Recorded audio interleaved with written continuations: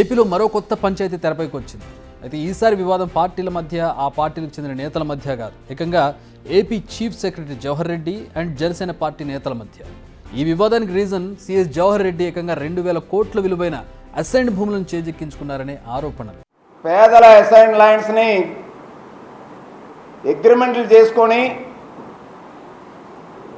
GO 596 వచ్చిన తర్వాత ఆగమేఘాల మీద ఫ్రీ హోల్డ్ సర్టిఫికేట్స్ జారీ చేసి రిజిస్ట్రేషన్ చేశారనేటువంటిది భోగాపురం, ఆనందపురం, విజయనగరం, విశాఖ, ఉత్తరాంధ్ర జిల్లాలో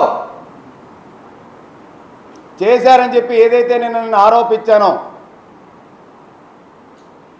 దానికి బదులుగా పెద్దలు డాక్టర్ కెఎస్ జవహర్ రెడ్డి గారు నిన్న బహిరంగ క్షమాపణ చెప్పమని కోరడం ఒకటి, లేదంటే క్రిమినల్ డిఫార్మేషన్ సూటు, లేదంటే ఏదో సివిల్ కేసులు ఏదో మేము చర్యలు తీసుకుంటాం చట్టపరంగా అని చెప్పారు. చీఫ్ సెక్రటరీ కెఎస్ జవహర్ రెడ్డి గారు సవాల్ని నేను స్వీకరిస్తా ఉన్నాను మనస్ఫూర్తిగా. నేను చేసినటువంటి ఆరోపణలు కనుక నిరూపించకపోతే మీరు వేసేటువంటి ఏ శిక్షకైనా, మీరు తీసుకునేటువంటి ఏ చర్యలకైనా నేను సంసిద్ధంగా ఉన్నాను. సిఎస్ జవహర్ రెడ్డి విసిరిన సవాలుకు ప్రతి సవాల్ ఇది. ఇంతకీ విషయం ఏంటంటే, సిఎస్ జవహర్ రెడ్డి విశాఖకు నిత్యం పర్యటనలు చేస్తున్నారు. ఆయన భోగాపురం పరిసర గ్రామాలు ఫ్రీ హోల్డ్ సర్టిఫికెట్లు ముందుగానే ఇచ్చారు. ఆనందపురం, పద్మనాభం, భీమిలిలో సుమారు 800 ఎకరాల వరకు ఫ్రీ హోల్డ్ సర్టిఫికెట్లు ఇచ్చారు. ఇప్పుడు ఈ భూములన్నీ పలువురు ఐఏఎస్లు, వైసీపీ నేతల చేతుల్లోకి వెళ్ళాయి. జీవో 596ను అడ్డం పెట్టుకుని వేల కోట్ల రూపాయల స్కామ్ చేశారు. ఎస్సీ, బీసీలకు చెందిన 400 ఎకరాల అసైన్డ్ భూములను ఇప్పటికే చేజెక్కించుకున్నారు. మరో 400 ఎకరాల భూములను ఆగమేఘాల మీద రిజిస్ట్రేషన్ చేయించేందుకు యంత్రాంగాన్ని పరుగులు పెట్టిస్తున్నారు. ఇదంతా సిఎస్ జవహర్ రెడ్డి కనుసన్నల్లో ఆయన కుమారుడి చేతుల మీదుగా జరిగింది. ఇది గ్రేటర్ వైజాగ్ మున్సిపల్ కార్పొరేటర్ మూర్తి యాదవ్ చేస్తున్న ఆరోపణలు. దీనిపై ఇప్పటికే సిఎస్ రియాక్ట్ అయ్యారు. అసలు తనకు, తన కుటుంబానికి విశాఖలో ఎలాంటి భూములు లేవన్నది ఆయన వాదన. భోగాపురం ఎయిర్పోర్ట్ పనులను సమీక్షించేందుకు తన మిత్రుడి ఇంటికి వెళ్లేందుకు మాత్రమే తాను విశాఖకు వెళ్లానంటూ ఆయన క్లారిటీ ఇచ్చారు. మూర్తి వెంటనే క్షమాపణ చెప్పకపోతే పరువు నష్టం దావా వేస్తానని, చట్టపరమైన చర్యలు తీసుకుంటానని వార్నింగ్ కూడా ఇస్తున్నారు సిఎస్. అసలు అసైన్డ్ భూముల చట్ట సవరణలకు సంబంధించిన జీవో 596ను తనకెలా ఆపాదిస్తారనేది ఆయన క్వశ్చన్. అయితే తాను మాత్రం తగ్గేదే లేదంటున్నారు మూర్తి. మరికొన్ని ప్రశ్నలు వేస్తున్నారు. మే 13, 20 విశాఖకు వచ్చానన్నారు. బట్ మే 9 వచ్చిన విషయం సంగతి ఏంటని ఆయన పాయింట్ రైజ్ చేశారు. అసలు తన ఆరోపణలు అవాస్తవం అయితే సిఎస్ కాళ్లు పట్టుకుని మీడియా ముందు క్షమాపణ చెబుతానంటున్నారు ఆయన. రైతుల చేతిలో భూములు ఉన్నాయనుకుంటారు కదా మీరు. రైతు చేతుల్లో రైతు పేరు మీద భూమి లేదని నేను బాటంగా చెప్తా ఉన్నాను. భూమి వీళ్ళు లాగేసుకున్నారు.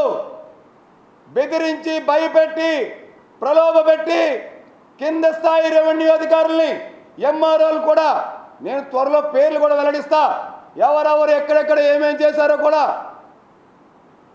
దీనిపైన పెద్ద ఎత్తున సిబిఐ విచారణ జరిపించాలి, లేదంటే సిట్టింగ్ జడ్జితో విచారణ జరిపించాలి. జవహర్ రెడ్డి గారు, నేను చెప్తా ఉన్నాను, ఖచ్చితంగా వేల కోట్ల రూపాయల కుంభకోణం అసైన్డ్ భూముల్లో జరిగింది. మీకు చిత్తశుద్ధి ఉంటే మీరే విచారణకు ఆదేశించండి. సిబిఐ విచారణ కానీ, సిట్టింగ్ జడ్జికి కానీ మీరు విచారణకు ఆదేశించండి. నేను పూర్తి స్థాయి ఆధారాలతో విచారణ కమిటీకి నేను ఇవ్వడానికి సిద్ధంగా ఉన్నాను. నిజానికి ఇలాంటి సవాళ్లు, ప్రతి సవాళ్లు రాజకీయ నేతల మధ్య జరుగుతాయి. కానీ సిఎస్ లాంటి వ్యక్తులపై ఇలాంటి ఆరోపణలు రావడం అబ్నార్మల్. మరి నిజంగా సిఎస్ జవహర్ ఈ స్కామ్ చేశారా? మూర్తి కాన్ఫిడెన్స్ వెనుకున్న రీజన్స్ ఏంటనేది ఇప్పుడు కాస్త ఇంట్రెస్టింగ్గా మారింది. మీరు విచారణకు ఆదేశించండి, ఆధారాలు నేను సమర్పిస్తా అంటున్నారు ఆయన. దీంతో భోగాపురం చుట్టుపక్కల గ్రామాల్లో ఏదో జరుగుతుందన్న అనుమానం మాత్రం తెరపైకి వచ్చింది. అయితే ఈ వివాదం రానున్న రోజుల్లో పెద్ద దుమారం రేపడం కన్ఫర్మ్గా కనిపిస్తోంది. ప్రస్తుతం అధికారంలో ఉన్న వైసీపీ తిరిగి అధికారంలోకి వస్తే పరిస్థితి ఎలా ఉంటుందో చెప్పలేం. కానీ కూటమి అధికారంలోకి వస్తే మాత్రం దీనిపై విచారణకు ఆదేశించే అవకాశం కనిపిస్తోంది. ఎందుకంటే జవహర్ సీఎస్గా ఉన్నారు, అది కూడా వైసీపీ ప్రభుత్వం నియమించిన వ్యక్తి అయినా.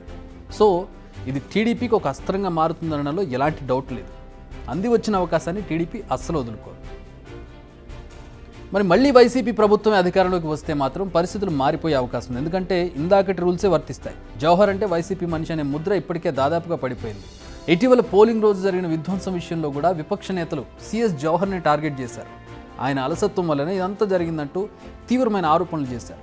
ఏకంగా సీఎస్ పదవి నుంచి తొలగించాలంటూ ఈసీకి కంప్లైంట్ కూడా చేశారు. అయితే డీజీపీ ఈసీ నియమించిన వ్యక్తి అన్న విషయాన్ని మరిచినట్టున్నాయి ఆ పార్టీలు. మొత్తానికైతే సీఎస్ జవహర్పై ఆరోపణల సంఖ్య రోజు రోజుకు పెరుగుతోంది. మొన్న అల్లర్ల విషయంలో కావచ్చు, ఇప్పుడు ఈ భూముల విషయంలో కావచ్చు. విషయం ఏదైనా జూన్ 4 తర్వాత ఆయన జాతకం ఎలా ఉంటుందనేది మాత్రం ఫలితాలపై ఆధారపడి ఉంటుందనేది మాత్రం కన్ఫర్మ్.